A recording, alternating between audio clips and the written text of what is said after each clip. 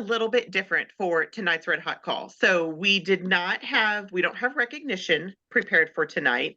Um, that is mainly my fault because I kind of dropped the ball on that and forgot that a little bit. And I know we didn't do like that, have the recognition for the all in family night because of January and the way month ended and all that kind of stuff. So we will bring that back in February. So we will have that. Um, so we don't have the recognition pieces, but I did want to share tonight about um, one of the things that I am learning myself.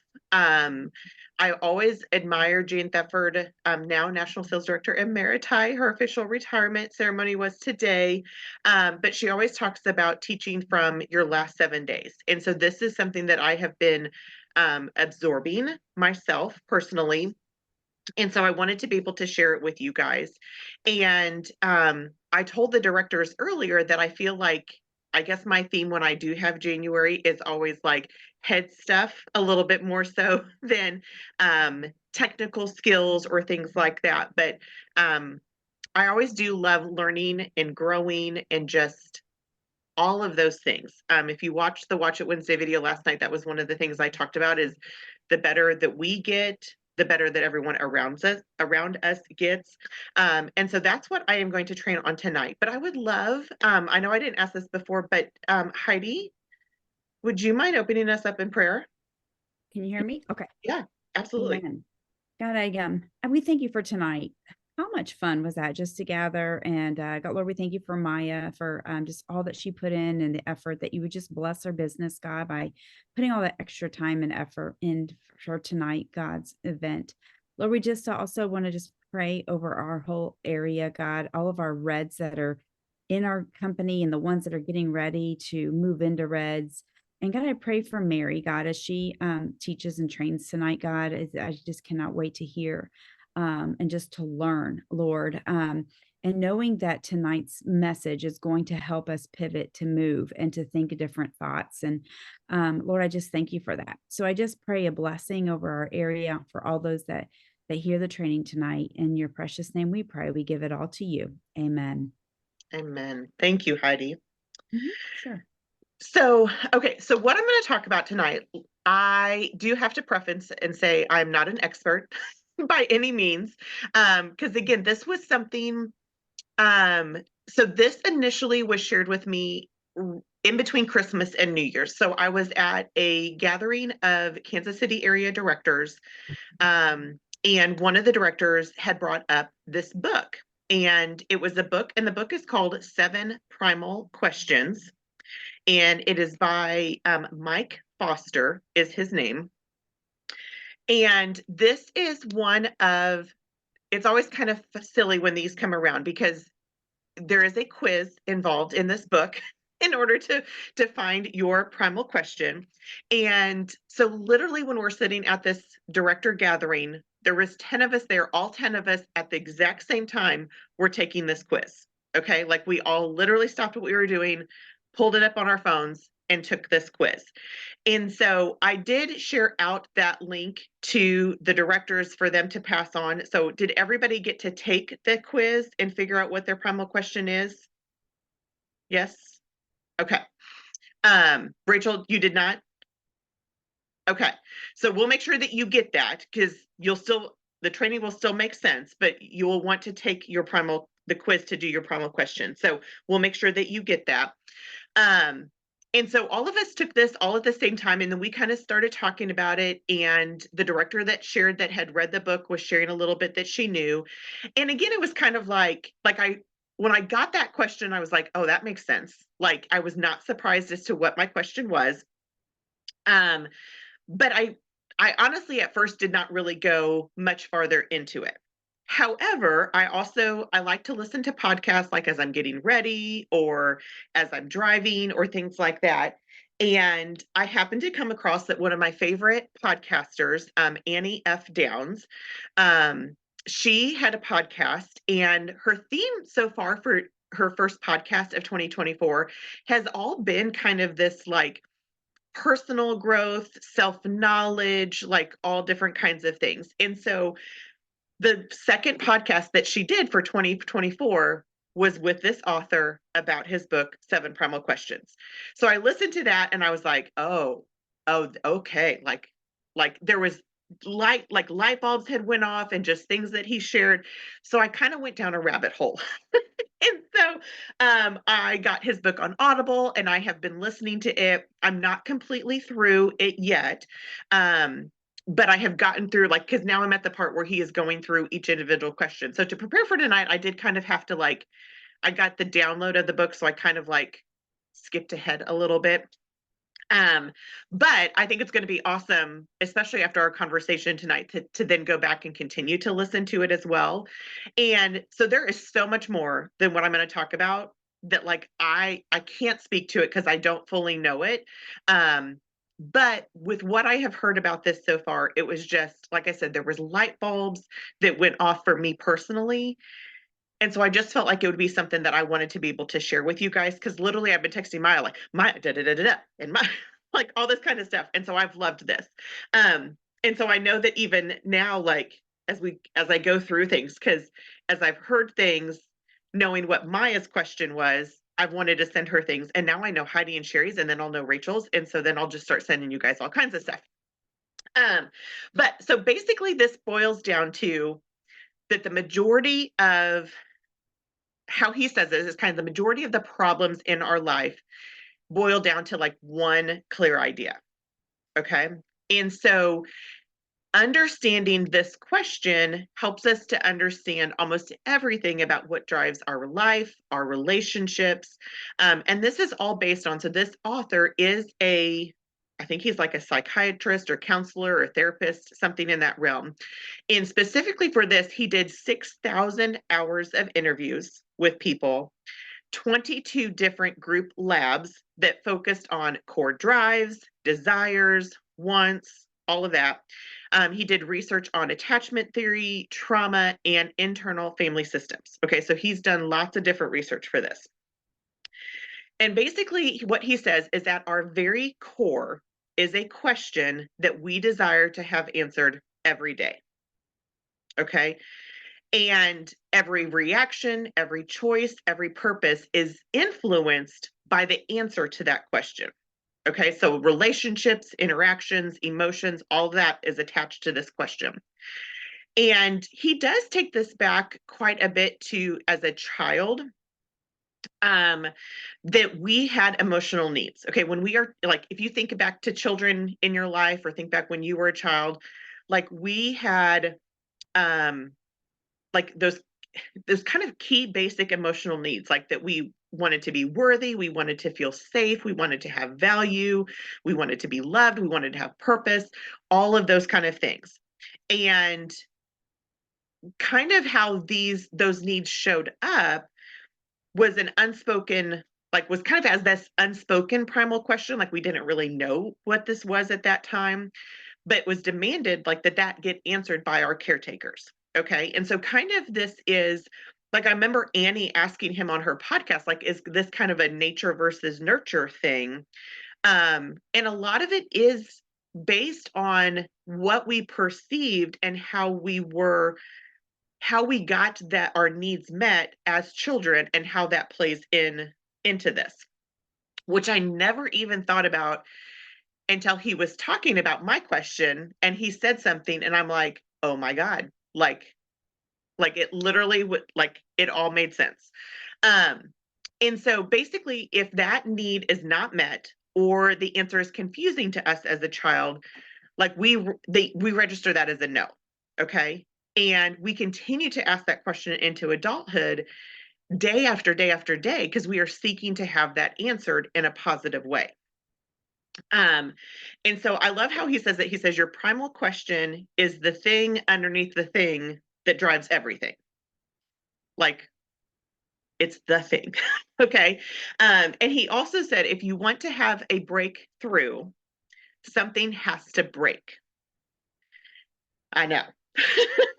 And so he said in that when that breaks in that opening, that's when like freedom's light gets in and you're able to see things and things make sense. And so I just thought it was, like I said, I've just been so again, down a rabbit hole with this kind of thing. So let me tell you what the questions are, okay? And you probably as I read these, if you don't know what your primal question is, you could probably figure out which of these resonates a little bit more with you, but I'll kind of talk about them a little bit as well. So there are 7 questions, 7 primal questions. So the first one is, am I safe? Question 2 is, am I secure? Question 3 is, am I loved? Question 4 is, am I wanted? Question 5 is, am I successful? Question 6 is, am I good enough? And question 7 is, do I have a purpose? And so he also says, like, we all have portions of all of those questions within us. Okay. Because even as I've read through these, I can be like, oh, okay, that, like, I resonate with that as well. So we all have parts of all of them within us. And we may resonate, especially with, 2 or 3, because they do, again, all represent, like, they represent all those core needs that humans have. But for each of us, truly one of those questions is that thing underneath of the thing. Like, there is truly one primal question for each of us. And so basically how he says it is, in a nutshell, people were stamped with the primal question in their childhood. And then now as an adult, they subconsciously ask that question repeatedly. And when that answer to their primal question is a yes, life is great. When the answer is a no or a maybe, they enter the scramble. And we're going to talk about the scramble. Because in the scramble, that's when we engage in behaviors and tendencies that are trying to force a yes and not necessarily healthy means. Like, it's trying to unhealthily force a yes to that question. But then again, when the answer is returned with a yes, life is great. Okay. And so again, this is kind of like, okay, how is this different than any of those other, like, self-help ideas or all of that kind of stuff? And how he relates this is basically that primal question is the command center for your life. And it's going to radically influence 4 key relationships. The first is the relationship with emotions, because this is directly linked to your feelings and emotions. And we emotionally flood and become reactive when that primal question is answered with a no. So that's the first thing. It's going to help with our emotions. It's going to help with our relationship with others, because again, we spend enormous amounts of emotional and psychological energy trying to get others to answer our primal question with a yes. It's going to influence our relationship with choices, Maya's keyword from tonight's video.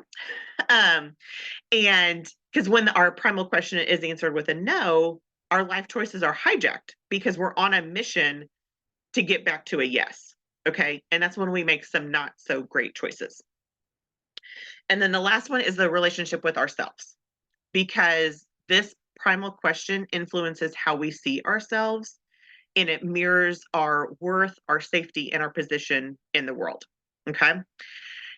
And so he does remind us that having a primal question is not a problem. Okay. Like, that is not a problem. You are not broken, none of those kind of things. But the problem is when we're not aware of that primal question, because when we're not aware of it, it's secretly calling the shots. Like, we're letting it control all of our decisions. Okay. So we have this question. And as I said, whenever that question is answered with a no or a maybe, we go into the scramble. And he describes the scramble as like that chaotic reaction to getting that no or a maybe answer. Number 4 of the relationships, is that what you're talking about, Sherry? So then the 4th one was with yourself. So relationship with emotions, relationship with others, relationship with choices, and relationship with yourself. So the scramble is how we force a yes answer. And so he talks a lot about, like, how this looked when you were as a child. So, like, if you needed to feel safe as a child, you might have decided that you had to be, like, hyper vigilant, okay, and, like, attuned to everything. Or if you needed to be loved by your parents, you started to take care of everybody. Maybe you had to be successful. To be successful in your family, you had to work twice as hard as everybody else. And so all of those things, like if you wanted to feel good enough, you thought you had to be perfect. Like that's the scramble that we go to in order to try to force an answer as a yes to that question. So he said this kind of looks as like people pleasing, overgiving, controlling people, letting others make choices for you, perfectionism, transactional love, even constantly checking like bank accounts or investments, is tied to it. Being a workaholic, buying crap you don't need to impress people that you don't know, like all of those kind of things. Um, and so that scramble, like it untethers you from your best self, and it anchors you, like you're basically anchored into a battle for like that never ends in order to try to get a yes. And it's not that healthy way to do it. And so sometimes that leads to what he also calls is primal avoidance. And that's basically the unconscious ways that we even prevent our primal question from being answered because we're trying to protect ourselves. So like he talks about a story about how somebody that had got like her question was, am I successful? And she had gotten laid off from her job. Well, then she just kind of was sitting around waiting for like a job to magically come to her instead of applying for jobs because she was scared, or maybe I think hers was maybe that she wasn't wanted. So then she felt like she didn't want to have that rejection. So she didn't even apply because then she couldn't be rejected, kind of deal. So that's kind of that scramble and that avoidance behavior. And he kind of said, and I thought this was a very eye opening too. He says, anytime that you feel stress or angst or frustration or anger or anxiety, that means that your primal question has been rattled. So like anytime we start to go down that path, we know that we're going down that path because our primal question was answered with a no or a maybe. Could you repeat those? Anytime you feel stress, Stress, anxiety? angst, frustration, anger, anxiety, like any of those negative kind of emotions, that means it's been rattled. And so the awesome part that I love that he does with this is he takes these, and so like our primal question, when you ask that question, you know, am I safe? Am I loved? Am I enough? Do I have a purpose? He says that that is also the secret of our primal truth. So you flip that sentence, so that sentence becomes, am I safe? Your primal truth is, I am safe. If your question is, am I loved? Am I wanted? It is, yes, I am wanted. Like you flip it into a statement rather than a question to become your primal truth, because this is kind of based a little bit on childhood. You know, when we're little, like wounded kids have questions, but healthy adults have answers. And I think that's why I find this so very interesting, is because I'm in this season of my life where I have started therapy, I've done some habit finders coaching, and then all of this, that it's like all of these are little pieces of this puzzle that are now like, even though they're all different kind of things, it's all starting to have things that make sense, you know, and I think that's why it has impacted me so much. Um, and so again, you take all of those things and turn them from questions into statements. And so he says the goal for us is to live from our primal truth. Um, to be able, like when we allow the answer to the question to be a yes, and when we're no longer controlled by the other answers. And so I loved this because um like one of the things that Annie F. Downs had shared on her podcast, where this was kind of a light bulb moment to her, is because her primal question is, am I wanted? And her backstory is, I mean, she's in her 40s, she is single, and she's kind of have some ups and downs as far as relationships and, you know, anything like that. And she said that this has truly helped, that, you know, when she would be like if she would start to date a guy or things like that and it didn't work out, it kind of sent her into that scramble, thinking that she wasn't wanted and she was never going to find a relationship.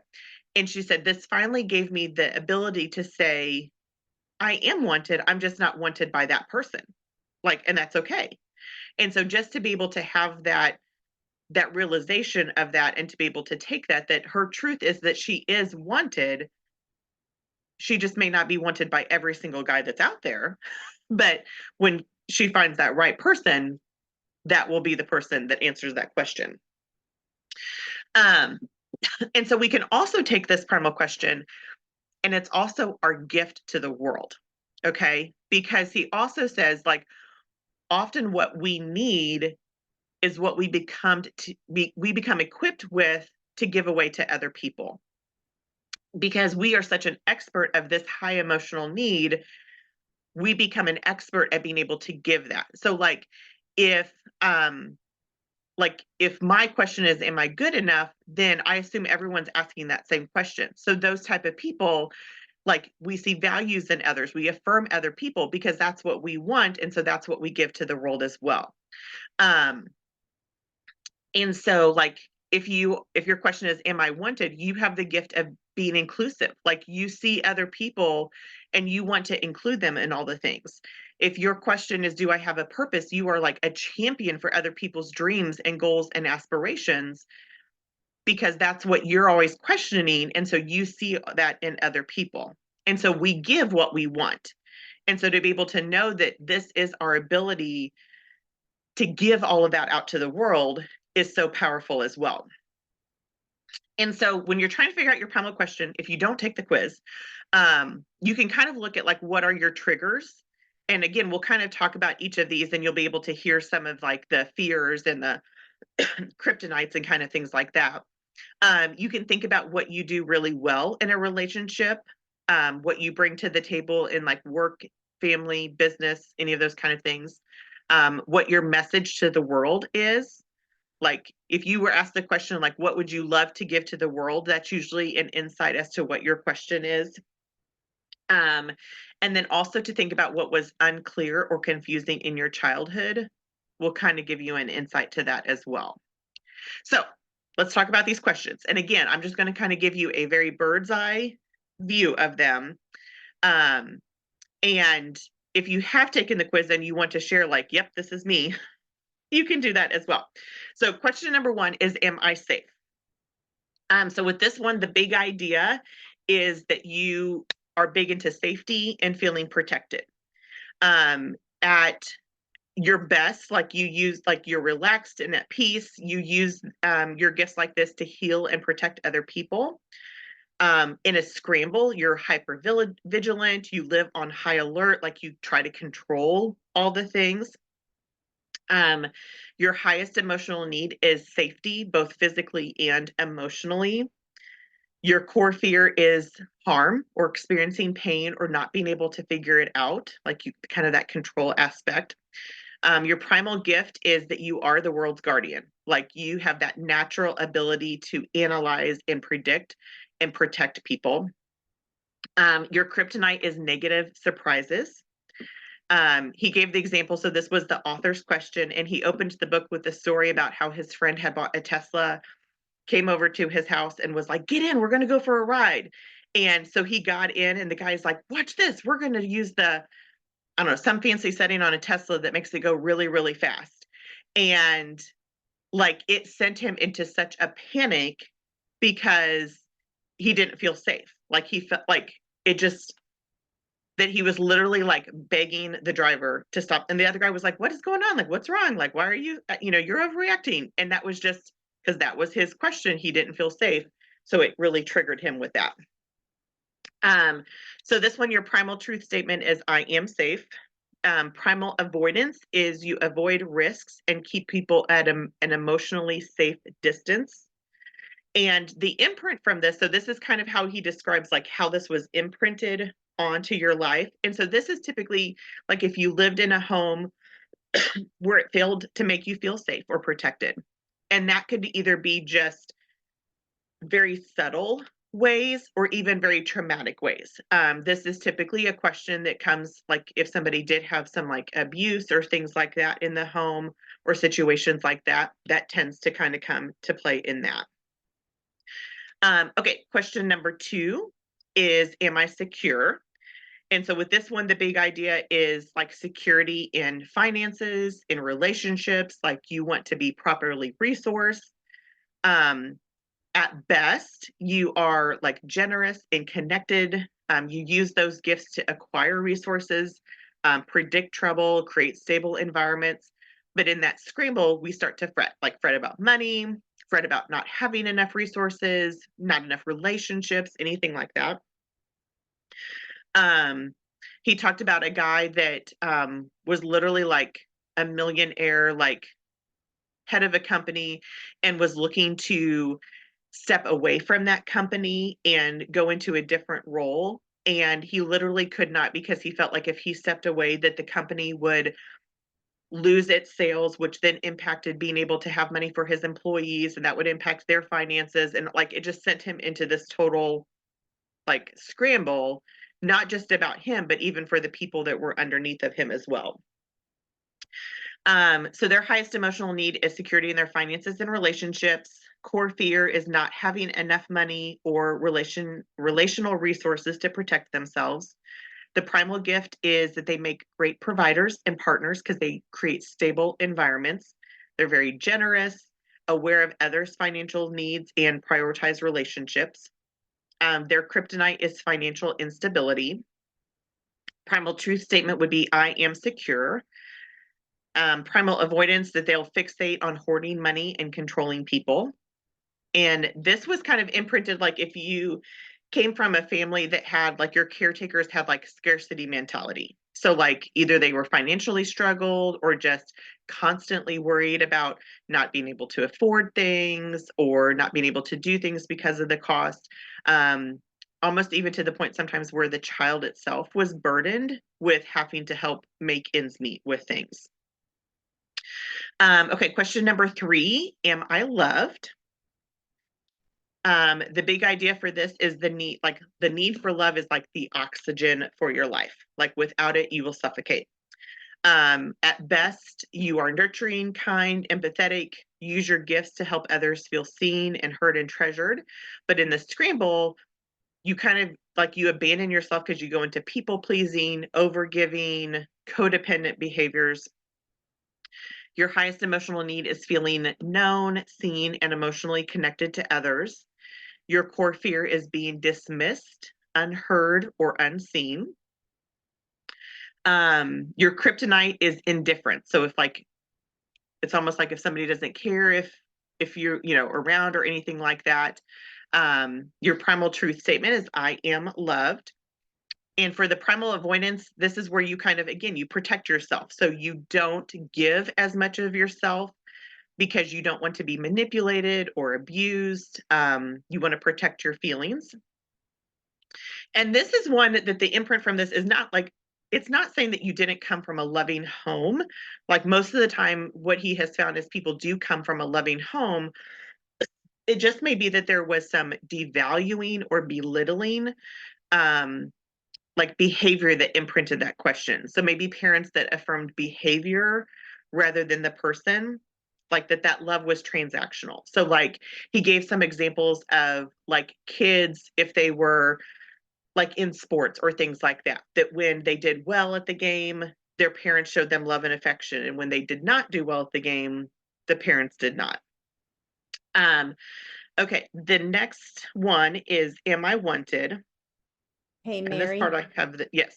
on that one about the loved, I was just Yeah. thinking, when you have teenagers, and if that is your main question, that would be hard because teenagers Mhm, are aloof sometimes. They're mhm.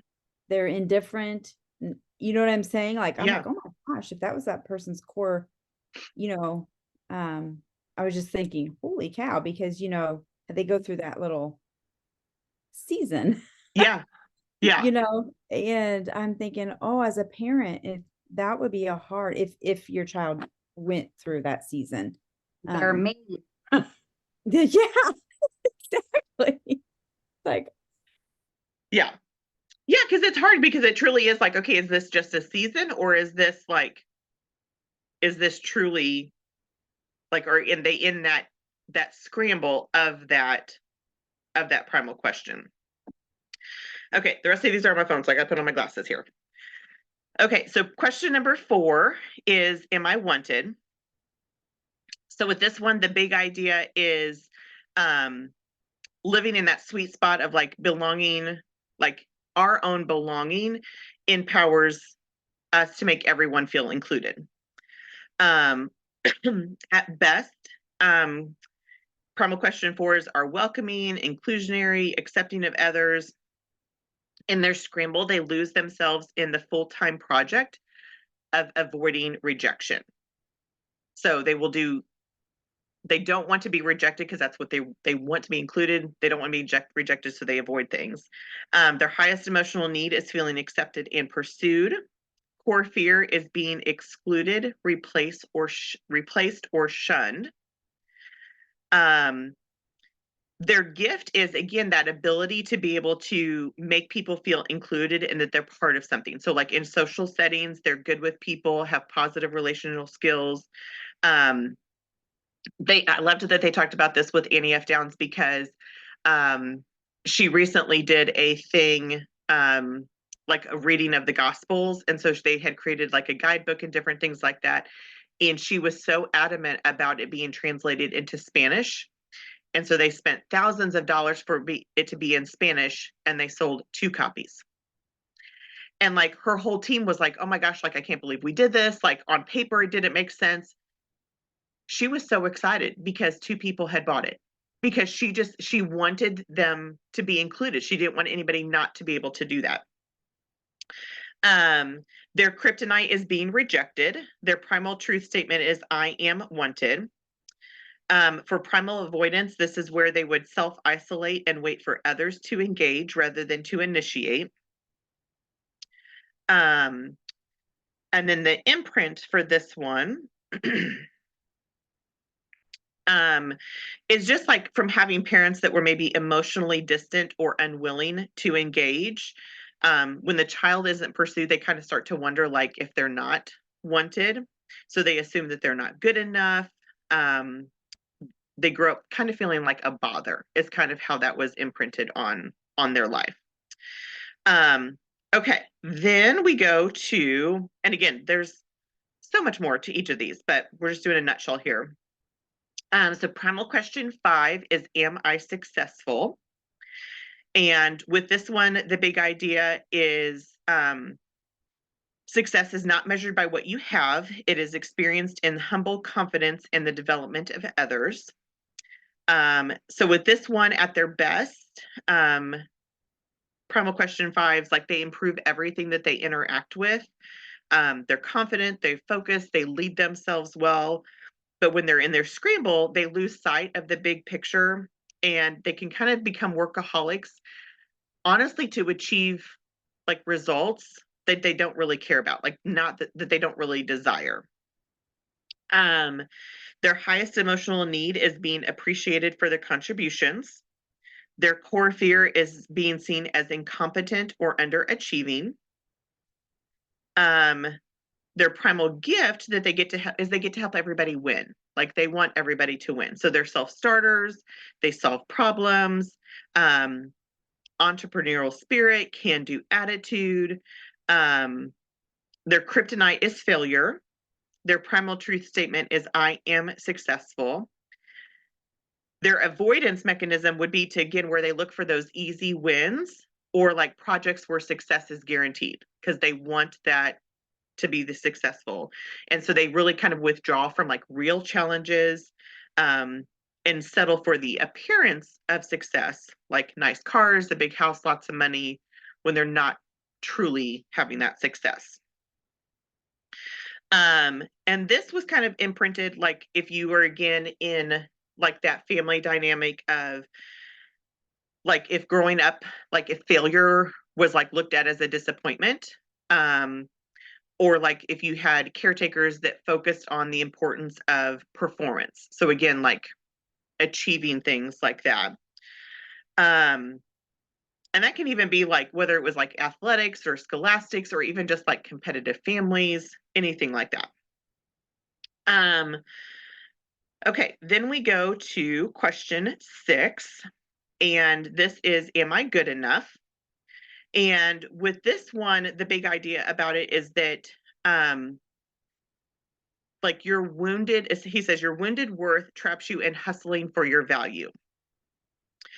So at the snapshot of this, like you are at your best, adding value to others, learning to embrace your own imperfections. But when you're in the scramble, you get trapped in that cycle of overperforming, self-judgment, and defensiveness, often struggling with intense shame, insecurity, and imposter syndrome. The highest emotional need is having your unique humanity valued and recognized.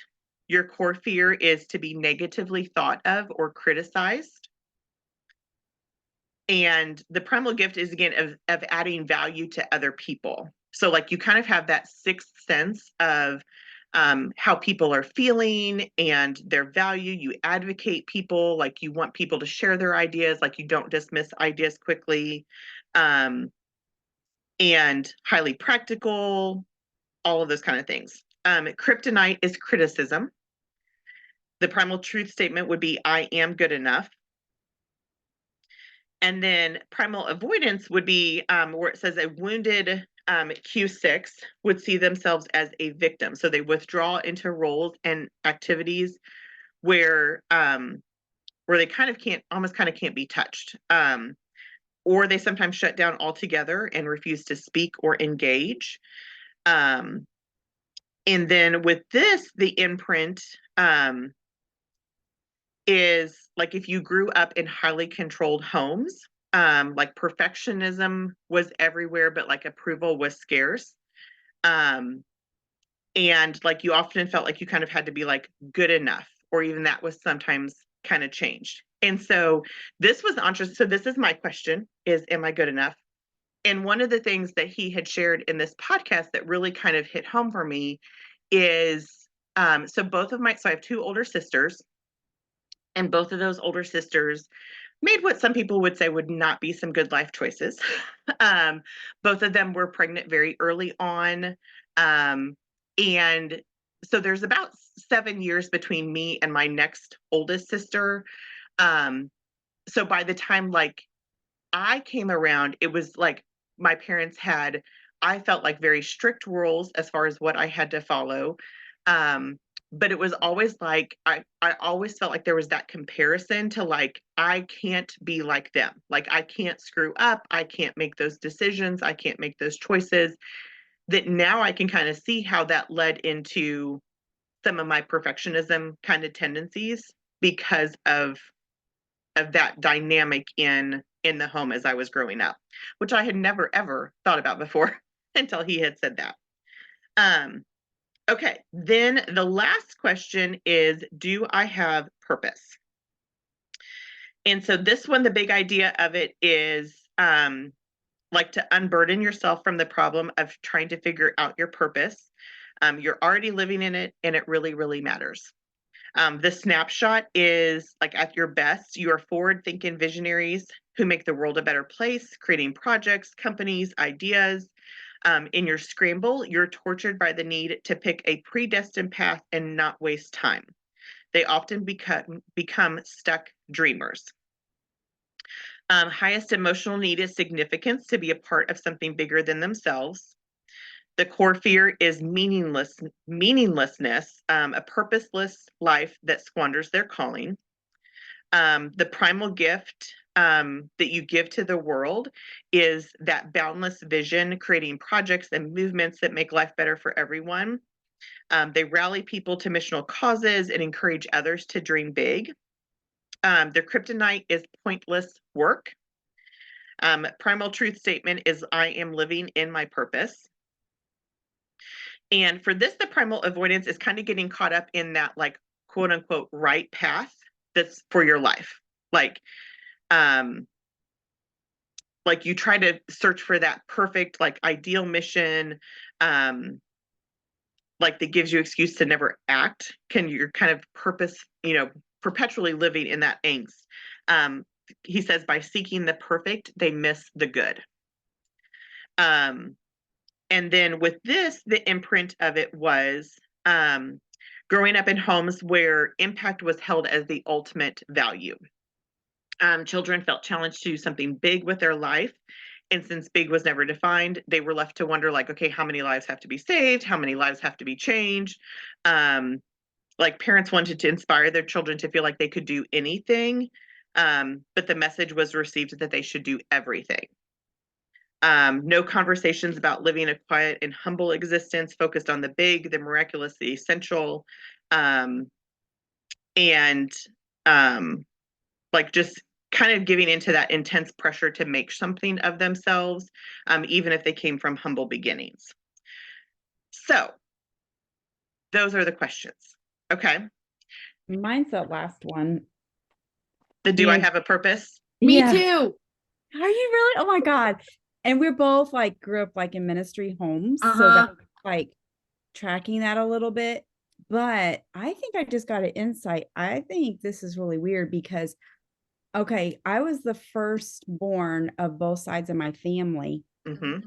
So the impact for me, and plus, I was breaking Appalachia culture, Mm-hmm. you know, of being under educated and all Yep. those things, that I think there was so much pressure, or maybe I just put on myself, to break a generational cycle. Mm-hmm. And even today, like I think about my family and still carrying that for them. Yeah. Isn't that weird? Well, and here's the very interesting thing, because I told Maya this as well when she had told me that that was her question, is he says that, I don't remember if it's in the podcast or in the book, I think it was on the podcast, is he said that the majority of the people that have their primal question as question number 7, do I have a purpose, come from homes of a like high spiritual background. So like people in ministry and things like that, which I thought was crazy. I agree. So, okay, so here's what we do with this. Okay, because I know that was a lot. So, so basically to use this as a way to learn about yourselves. Because I mean, again, we can take this and be like, oh yeah, that's awesome. But to have those aha moments and to process this. And so at the end of the chapter, like every single chapter after every question, I'm going to pull up this picture. He has this, he calls it the primal map. Okay. And I'll share this so that you guys can have it. But basically with this, like your primal question is here in the middle. Okay. So you put your primal question here. And then this is kind of just like you outlining what your primal question and all of that looks like for you. Okay. So what is your primal gift? What does your primal avoidance look like? What does your scramble look like? And then to define what living in your primal truth looks like for you. Because again, even though like Maya and Heidi have that same primal question, their scrambles could look different. Their living in their primal truth could look different. So to be able to take this to that next step, to be able to define all of those things and to be aware of it, like especially the scramble part of it, I feel like that is so eye-opening when you're like, oh, I'm going down that path. Like, okay, that's my scramble. Let's kind of reel it in a little bit. So this would be the first thing. And like I said, I will share this with you so that you can have it to be able to do. Because what he says is like that primal question isn't going to change you, but it changes your relationship with you. And that's a lot. I mean, again, knowing yourself and knowing how this applies. Because the facts of your life are still the facts. Like we can't change any of that, but we can either own our stuff or our stuff is going to own us. And so this gives us that ability to be in charge with that. And we know that what that invisible force is that drives us.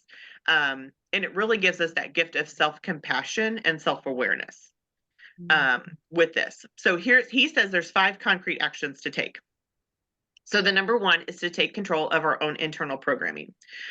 So this is again where we can see those tripwires as self-sabotage. So knowing, if we know what our highest emotional need is, we know what that scramble is, like we can take control of all of that thing, which then that's this next action is to reduce our time in the scramble. I mean, I've always heard this said with Mary Kay stuff, like you can throw yourself a pity party. It's just a matter of how long that pity party is. So this will be like, how long is our scramble? Because that scramble is just a waste of time and a waste of emotional energy. And so he talks a lot with us about self-leadership. And so when with self-leadership, that denies our emotions the ability to like to hijack our day. And so we might still be triggered if our answer is a no, but we can not go into that like dark abyss of this scramble. Like we can kind of stop that process and catch ourselves and come back to our primal truth. The third thing he says is to clearly communicate your needs. Like this helps us to clearly identify our needs. And typically we're very likely to judge our needs and kind of hide them away like they don't matter.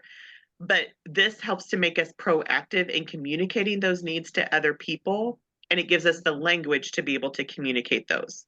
Like he has the whole section in the book as to how this applies to your marriage, how this applies to your work, how this applies to your friendships. Like he has talked about how in his marriage, like him and his wife doing this primal question thing together, like changed their marriage. And he's a therapist, like, and he laughed, he goes, and I'm a therapist. Like, like I had all these other tools, but this was the thing that made a difference with that. Okay, the fourth thing is to deploy that primal gift. And so he says that too with self-leadership is that requires us to be a good steward of the gifts that come from our primal question. So no more downplaying those gifts. Like we have a responsibility to use that relational superpower that our primal question gives us with other people. Because again, that's going to benefit relationships, families, careers. And then the last concrete action step, he says, is to take radical responsibility for your life. And he says the best way to live is with personal responsibility. Blame is exhausting and leaves you powerless. The problem, if the problem is out there, like so far-fetched, then so is the solution. But this gives us ownership of the choices, our reactions, life decisions, that we don't have to be controlled by, like he says, by some emotional boogeyman hiding in the shadows. Like this lets us and like what we learn from it and what we take from it to be fully us. But then when we're fully us, that also allows the people that are around us to benefit from that as well. So I will share with you guys, obviously that link to that primal map, and I'll share the link also to that podcast that I listened to, because obviously that's free for everybody to listen to. I do recommend this book. I just have the audiobook version of it on Audible. I know you can get it on Amazon and all those different places as well. It's a very easy read, but it's very good. And he also, like, once you take the quiz, you are on his mailing list. And so, but he does send you videos and things, and even out on his website, I think is just mikefoster.com, but then the website for the book is primalquestion.com, and there's videos and resources on that as well, where he goes into, like, he has a whiteboard and he talks about the scramble and he talks about the questions and the primal map and all of those things. So there's a lot of free resources out there as well. But like I said, the reason why I wanted to share this with you is just because as I was listening, it did just bring to light, like, oh, okay, that is the reason why I have some of those tendencies. And to truly understand, again, that it's not bad, but just to be able, it honestly kind of gave me like, okay, like now I can breathe. Like now I understand it a little bit and I know how to handle it. I know how to process it. I know how to know when I'm going down that scramble and how to be able to reel it in, and just to know that, like, every day, like for mine, if my question is, am I enough? I can see how that's played out, that it's like, okay, if I'm not getting an answer to that question in the positive, like, what am I doing to try to get that answer to the positive, and just how that has impacted decisions and different things like that. Both in business stuff, in personal things, like all of that, that I just thought that was so powerful. And to think about the impact that that can have, and how you, again, can use this in relationships, in business, in anything, I just thought was like so unbelievable. So that's what I wanted to share. So again, I know it's a lot of head stuff, all of that. You can thank my therapist and my coach, all of those things for making this be my life right now. But that is what it is. So there you guys go. Thank you, Mary. I think this is so good. Like, guys, I've already started listening to the podcast and I'm just like, wow, that makes sense. That makes like, Mhm. thank you. So I'm excited to continue to learn more. I think a breakthrough for me is to be very aware that it's unrealistic for me to expect someone else to fill my emotional needs if I don't even Mhm. know what they are, Yeah. or I think I'm asking for this and it's not fulfilling that. Mhm. But I loved how tonight you talked about like changing the question into a statement. Like Mhm. the thought of already saying that I have purpose and I make a difference, like that Yeah. just makes me already stand a little bit taller as opposed to questioning and doubting and like all those things. And so I'm Yeah. excited to continue to learn more of this. I already ordered the book, so I'm very, very Good. excited about this. Yes. Good. I think it's going to be Yay. really powerful. So thank you. I'm glad that you took the time to go deep in all of the questions. You're welcome. There was a part when he was doing some of the like first parts of the book that as I was listening to it as I was driving, I was like, "Oh, I need to screen record this and send this to Maya," because it was talking about your question, and I was Yeah. like it was just the way he has a very gifted way of making Ah, what can seem very complex, very simple. That it's like it clicks and it makes sense, and you're able to apply it and think about it very quickly, which I appreciate. absolutely. That's so good. So Yeah. good. So good. Thank you, Mary. So, if you would have listed the questions out and I had to pick which one I thought was me, that is Mhm. not what I would have picked with for me was for Am I Wanted? Mhm. That is not what I would have thought. But then whenever you said all the things that go along with it, I'm like, that is me. Mhm. That is me. And we don't always talk about our childhood, things like that, but I never knew my biological father. And I was adopted by who I could call my dad when I Yeah. was 5. And he had brain cancer when I was 6. Mhm. And so he was gone to like Nashville. My mom was gone with him. And so I spent the majority of a few years of my childhood going back and forth between grandparents and my aunts and things like that. Not any fault of anybody, No. what could be helped. But when I had my surgery, my weight loss surgery, they have you talk to a psychologist, Mhm. and she had told me, she said, you eat because you feel abandoned. Mhm. And I thought she was crazy, you know. And she had me write a letter to my mom and not give it to her, but write it, and I was like, what? This is not my mom's fault, it was like, and because I knew that it wasn't something in her control, Yeah. but just because it wasn't in somebody's control doesn't mean it didn't affect you. Mhm. I think, I've always had that defense up because I'm like, I have the best mother in the world. Yeah. And so I've always had that up, but it did affect me. Mhm. And I saw a lot of that when my husband passed away and I decided to date. And I had a rule that if in 6 months I didn't want to marry this man or he didn't want to marry me, we were done. I didn't care if the relationship was good or not. And so it was like, nope, you're done. 6 months, I'm Yeah. over. And I did put up that big wall, that defense. Like Mhm. if I didn't feel like you were pursuing me and wanted me, then I would just shut off my emotions. I didn't care. You were gone. That was it. I mean, it was very Yeah. cold. It was very cold. Yeah. It was that protection. And I'm like, oh my goodness, I'm reading this and I'm like, holy cow. Yeah. Yeah. Yeah, because I think that was the one that said it's not that you grew up in an unloving home. It was just the circumstances or whatever that, like you said, it's not their fault and it was out of their control. Yeah, I wrote down emotionally distant, not engaged, which was true because they were gone. Yeah. They weren't there. Wow. Yeah. Mhm. It's amazing how like not even bad things can still, Mhm. I think that's probably one thing I've been really wrestling with personally, like learning this is like I don't think of bad things, but there are things that did happen that Yeah. affected like am I Mhm. making a big enough impact? Am I helping Mhm. people enough? Am I like, yes, like, and it's just been very interesting how Mhm. I've placed so much emphasis on like I'm only good if I've made a difference Mhm. kind of thing. And so that into like you guys, my quiet time this week has all been about solitude, stillness, and rest. And I'm like, I don't know what the Lord is trying to tell me that it's okay that I'm not in a season of like just Mhm. giving.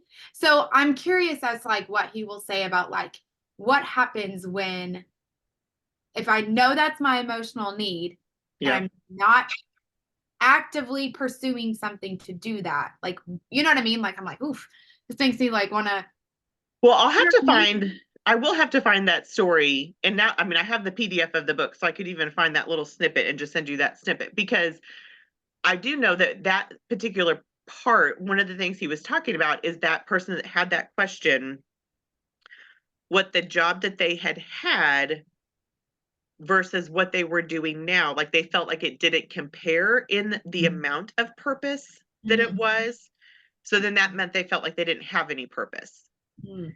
And so it Mhm. was even just the thing to think about that, okay, you may like, even if you're not pursuing something like, let's say, like huge in Mary Kay, for example, Right. there is still a purpose that you have as far as what you were doing with your children. There's a purpose that you Mhm. were doing with your husband. There's a purpose that you have with your church. Like everything, every aspect of life that you have that you touch has a purpose to it. In whose job is it to question whether that's a big purpose or a little purpose? Like Mhm. that's not really up to us to decide. Yeah. Mhm. Yeah. And just because it doesn't seem like it's a big, quote unquote, big purpose, doesn't mean that it won't have the same amount of impact. Mm. You know what I mean? Like, Yeah. Yeah. These questions are good. yeah. Yeah, they're Good. good. And this is kind of crazy too, Sherry. You know, with the I am wanted is kind of crazy because now I can see like my perception is that like you are always in the middle of a million blue million friends. You have the most Mhm. people engaged, the most people around. I'm like, good Lord. I was Yeah. telling someone today, like Sherry knows everybody. I'm like, I don't even know. And it's Yeah. like you just bring everybody in. So there, and so Mhm. that's kind of a bonus in Mary Kay, how it's Mhm. like, you know, you gather people, everybody feels wanted in your group and That's how out the in your gift comes out. Yeah. Mhm, Yeah. yeah, Yeah. yeah, Cause as soon as she sent that, I was like, oh, that makes sense. Mhm. Like, you yeah, know, yeah, totally. Wow. Rachel, were you able to figure out what you think your question is? Well, no, it could be several. I'm Yeah. not, Well, I'm and not, that's like you said, we have tendencies of all of them. Yeah. Because yeah, as yeah. I've been listening through the questions, I was like, oh, that resonates. Yeah, Mm-hmm. Yeah, yeah, because Have I to mean, I take the think, quiz and let us know. Yeah. yeah, Yes. I will. I definitely will. And I'll let you know what becomes, I mean, it's very, very interesting. And, you know, I'm older, just a little bit than all of you, just a little bit older. So I'm coming at it from a different angle Yeah. too. But yeah, yeah, yeah.